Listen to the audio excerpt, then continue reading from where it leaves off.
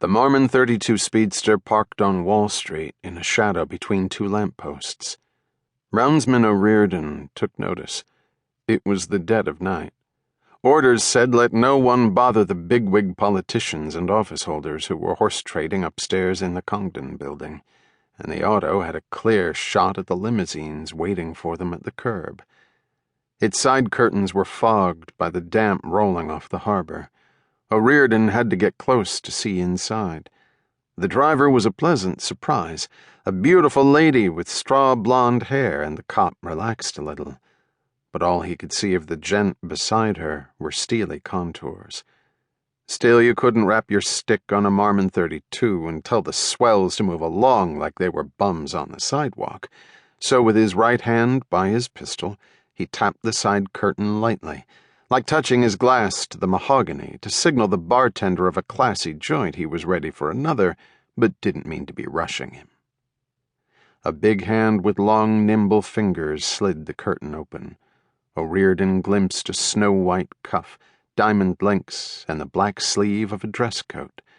The hand seized his in a strong grip. "Paddy O'Riordan, fancy meeting you here."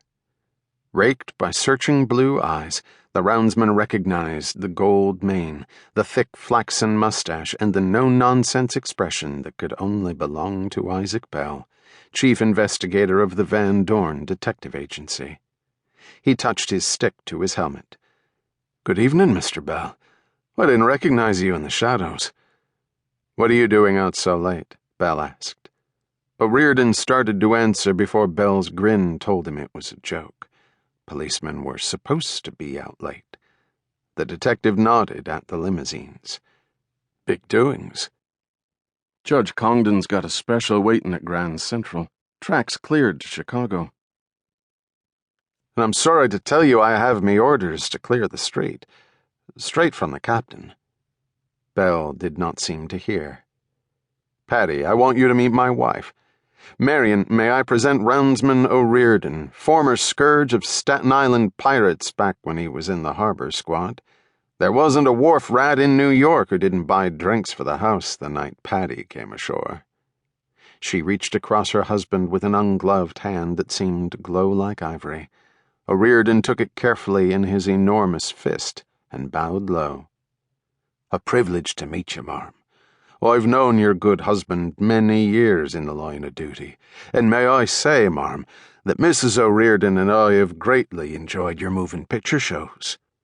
She thanked him in a musical voice that would sing in his mind for days. Chief Inspector Bell said, "Well, we better not keep you from your rounds." O'Riordan touched his stick to his helmet again.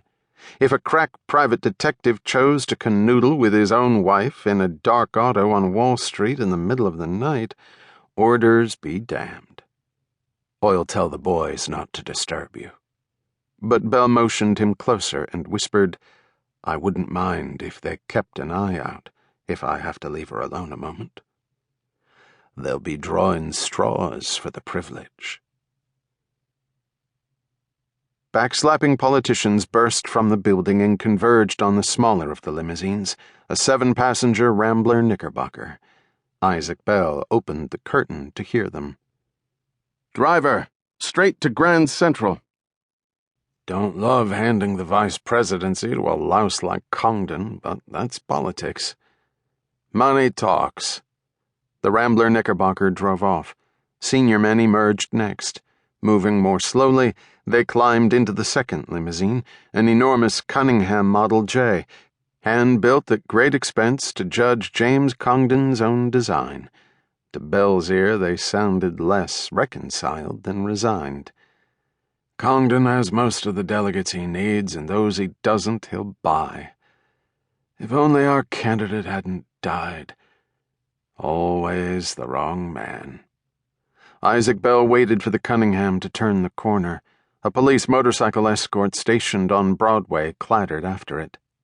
"If James Congdon captures vice president," Bell said, "the president's life won't be worth a plugged nickel." He kissed Marion's lips. "Thank you for making me look harmless to the cops. Are you sure you won't go home?" "Not this time," she said firmly. and Belle knew there was no dissuading her.